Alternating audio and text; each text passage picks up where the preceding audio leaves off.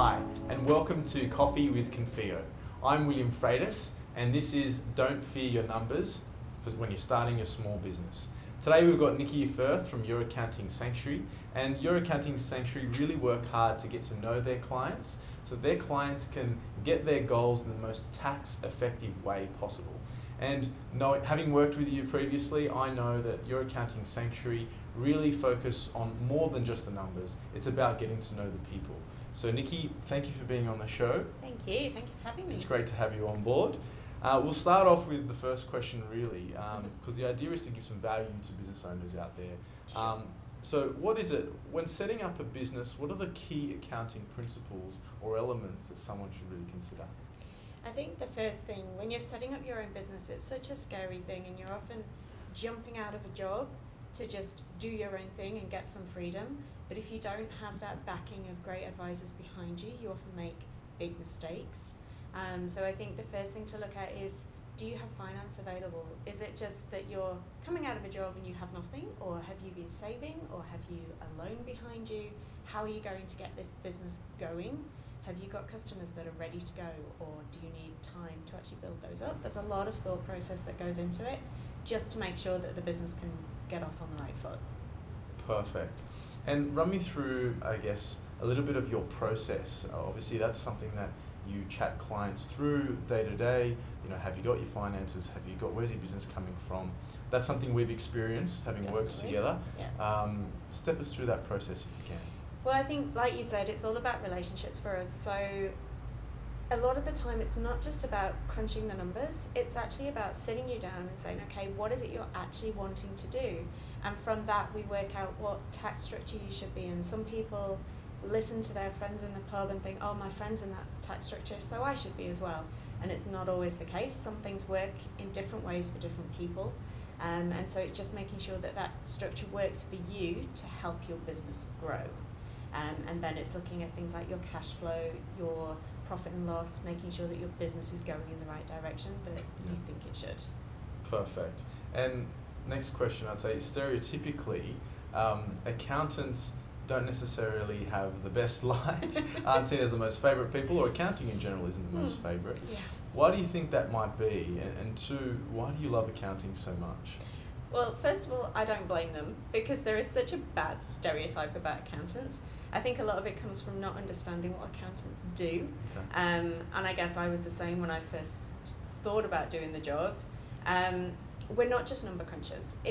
There is an element of tax planning and making sure the numbers are correct, but a lot of it behind that is making sure in a business sense that it's all working. For example, like we just said, is the tax structure right? Is the tax planning efficient for what you're trying to do? It's more about being an advisor, building that relationship so that you can say, okay, I know you want to do this in your business. What do you actually also want to do in your personal life? And are those two goals aligned so that you can absolutely fly this business? Because if you're going in opposite directions, you will burn out faster than anybody else. I think that's one of the things that we've seen with some of our clients is that they think accounting is a back office task. And I think it's really important the way you view things of giving that business advice. If you really put numbers at hand being the first primary focus, it seems to drive your business forward, which is awesome. Totally right. In saying that, we see a lot of small businesses or businesses in general take on accounting or other functions in-house and do that themselves. Yep. Why do you think that might be? And two, what are the common pitfalls that you'd see them come across? Well, I can understand it from the first instance. When you're setting up a business, you just find like you've got costs coming out of everywhere. So you try and cover as many of those costs you can yourself. And I get that, but I think when you start to grow the business, you jump out of a job because you do what you do brilliantly. And then suddenly you're trying to hold 20 balls in the air. You have to be an insurance broker, an accountant, a marketeer, a business coach. And if you don't know how to do those jobs correctly, you will just get so tired, you'll get frustrated, you won't focus on it, what it is that you do brilliantly, and then things will start to suffer. It's a bit of a domino effect where one thing leads to the other, then your cash flow suffers, then your suppliers get frustrated, and it's just one bad thing onto the next. And I've seen so many people burn out having done everything themselves. And what I hear, which is really interesting, is it really prohibits small business from growing. Agreed. Having seen so many business leaders delegate certain tasks, they realise they're not necessarily great at that element, so they're going to pass it on to business advisors like yourself, whatever it might be. Which is interesting because a large portion of small businesses aren't keeping their accounts up to date. Yeah. What do you think the short-term and long-term consequences of that might be, and what should they be careful with? Well, I think in the short term, it's all about cash flow. So if you don't know what's coming in and what's going out, you're not going to be able to pay your suppliers, you're not going to be able to pay your staff. And like I said, people will get frustrated, and then you'll lose that reputation as well. Plus your stress levels will go up, so it's not good for you personally. And again, that domino effect starts. So in the short term, it's so important to keep on track of what's coming in and what's going out. In the longer term though, as you start to grow, you could be a multi-million-dollar business, but if you're not keeping on top of everything, again, it will get out of control. Do you need to buy new premises? Do you take on more staff? Do you need to pay a debt to the ATO?